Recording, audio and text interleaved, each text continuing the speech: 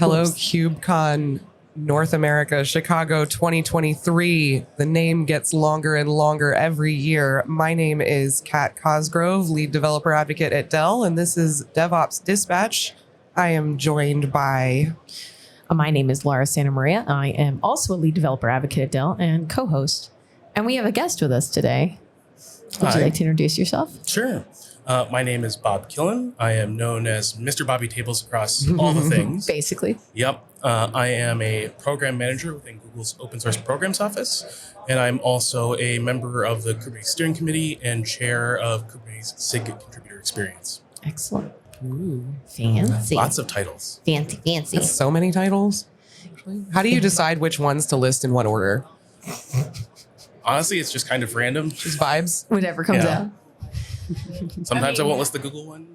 Now, I mean, it kind of says something, I guess, about what's going on right now, that you have so many hats that you have to wear, and there's not enough people to go around to wear those hats. That is definitely a problem. Especially as we're trying to get more people into leadership. Yeah. How do we fix that? That is tough. For a lot of our people, a lot of these leadership roles do require more time and frequently require it during your day job. And unless you have the blessing of your employer, it's very hard to do. Yeah. And not only that, just trying to get new people into those roles, it takes time. And with people being given less and less time to participate in those things, unless it's explicitly tied to a feature or thing that is business critical, it's hard. So we need more employers to be willing to employ full-time open source maintainers, Yes. or close to full-time. Or just being able to understand that they need more time beyond just the things that are important to the business. Right. To be able to basically keep to keep the lights on work, just to keep the things going. Because you can't ask people to do all of this work in their spare time in addition to their day job. That's not sustainable. We have all done it occasionally, right? I am fortunate in that the work that I do for the Kubernetes project is explicitly part of my job at Dell, but that's not true for most people. I did it before I was at Google. Back when I worked for the University of Michigan, all my contributions were basically on my own time. Right. And that's a recipe for burnout. Just Yes. a little bit. Just a little bit. But we honestly, it's a big problem for a lot of the maintainers because we all love these projects. I have said it before and I'll say it again, but open source is how you make friends in your 30s. You know, I've never heard you say that before. That's very true, though. Every friend I've made in the last 5 or 6 years has been Open source an or open source friend. related. Yeah. Yeah. Huh. Interesting. Yeah, I didn't even think about that. because it's our friends. Yeah. And we all care about the same thing. So many of us are more willing to bend over backwards to keep something going. And so Right. we burn the midnight oil to basically do the work that isn't necessarily job aligned. Right. That makes sense. I think it's kind of interesting, though, because I almost wonder if we're hitting a peak in who we've been able to reach. And are we able to find more people to be part of open source, or has everybody just gotten used to all of these managed things and all the open source has been abstracted away by different companies? So maybe we're not getting maintainers because of that? Or do you think it's just that we're just not getting the word out? I think there's a whole slew of things. We are not getting the word out.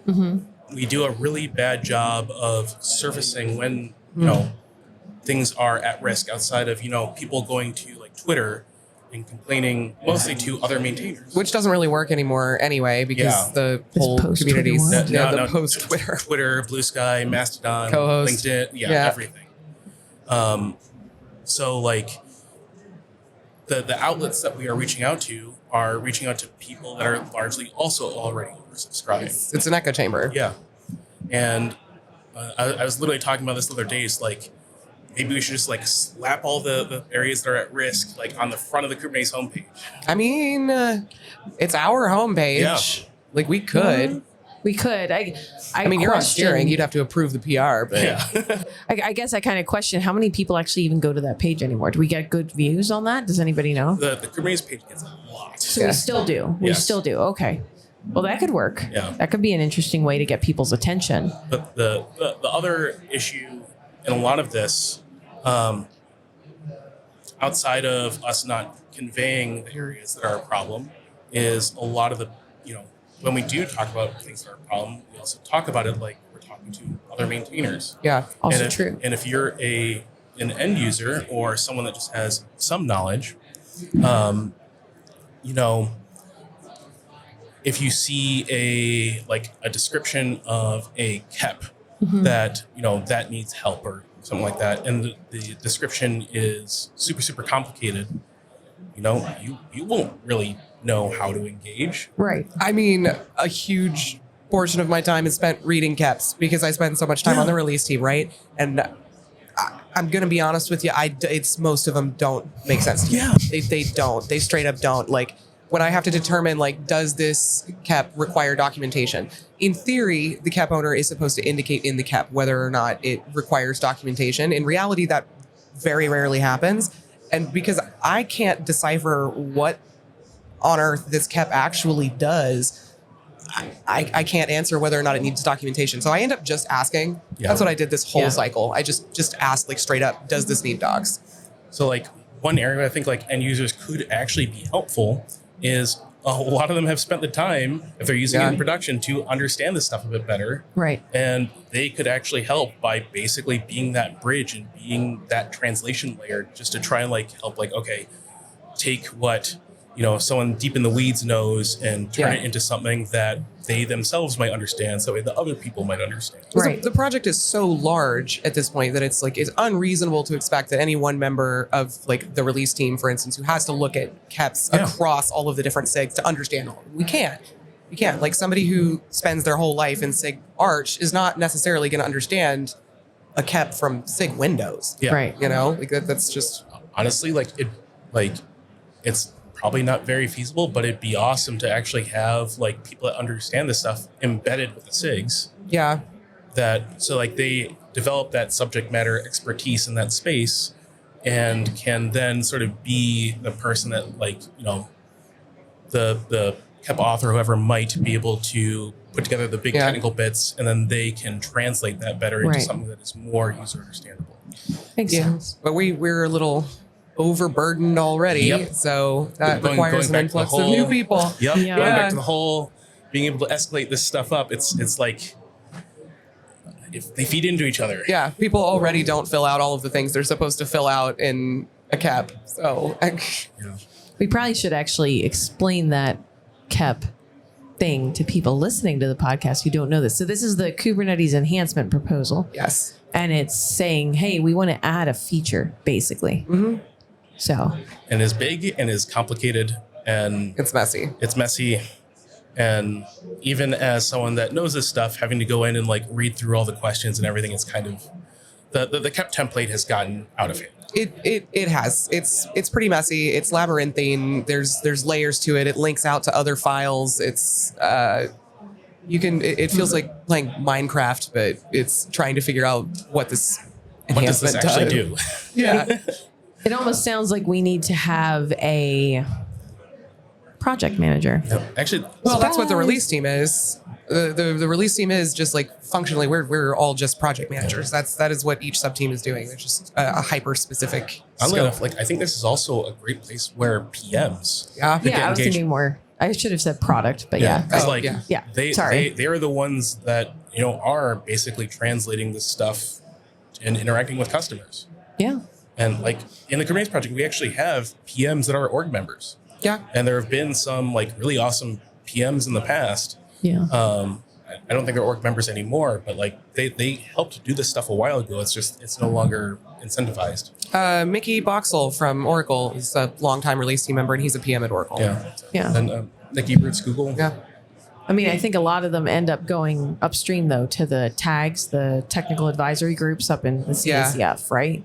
Like a lot of the PDMs, they start out maybe helping out with a project and then they start migrating upstream. Or is that just kind of my personal experience? I haven't seen too much of that. Not really? Okay. That's not bad, though. We just need more of them. Yeah. So this is your call to action, person listening. Find a PDM and rope them into helping with Kubernetes. Yeah. It's not just Kubernetes. Well, all of the CNCF Open source in projects, general. yeah. Your Open project source of in choice. general. Yeah. So- And yeah, like I have talked to like other PMs and people in some of these roles in the past, and they just feel like their skills aren't useful in the open source world. And I'm like, no, Come back, you don't come back, understand. come back. We need you. Are we not doing a good enough job of emphasizing like non-code contributions to the projects? I think it's not necessarily emphasizing the non-code roles. It's we're not necessarily surfacing it in the right way. Like I said, is like essentially what you said. I'm sorry, I'm dumb. It's okay. But, like, how do we fix that though? Because when people think non-code contributions, they think of docs, Yeah. right? Right. But there's still more. There's so much more Yeah. that we need. I think for a lot of it, it is honestly mostly like the best way to get out there is mostly good examples, Right. and then basically using the peer network and reaching out to various groups internally in the various companies, or just basically putting out like just trying to surface. Like again, like putting it back on the homepage. Like these are the roles and types of things that we need. We need like we need an open source jobs board. Yes, and That would like be interesting. that plus like you need to have the follow. It has to be easy for them to follow up and get Yeah. engaged. Otherwise, like they'll read the description. If there's no like link to actually like Go do it, it's just going to nope fall out of mind. Well, I guess also the other side of that is once they get the quote unquote open source job, hey, I'm going to go help with this specific group. I'm going to go help with this specific project. Yeah. How do we then help them make the case to their boss that this is worth their time? So this is where I think a lot of the like annual reports, things like that, do actually help, because like it gives us a chance to surface the achievements and surface risks. Right. And it's like, okay, last year at this time, this risk was out there, and we revisit it in a year, and we highlight that, basically because we were able to get more engagement, that risk is now mitigated. It's basically turned into an achievement. We need to highlight both, Yeah. and in a way that does have good follow-up action. That makes sense. I think a lot of people don't really know about outside of Kubernetes itself. There's not a outside lot of like, the publicity SIG on leads. those things. Yeah. Yeah. Yeah, I mean, I think a lot of SIG members don't know about those. I'll tell you too, like our annual reports, like frankly, them just being a markdown file in it's not very discoverable. Yep. And I understand like there hasn't been a lot of I don't want to say like compliance with the leads and authoring them, but it's just seen as Busy toil. work. Yeah, toil Yeah. and busy work. Yeah.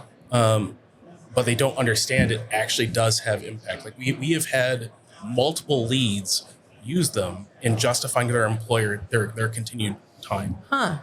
Are they really just markdown files in GitHub? Are they not anywhere Yeah. else? Okay, so that's not very accessible if we're trying to like encourage people who Exactly. aren't programmers Exactly. contribute. Like, And a while ago, we did consolidate the report down and published it on like the CNCF report site. But that took a lot of work because, and the consolidated version was like 40 pages. woo.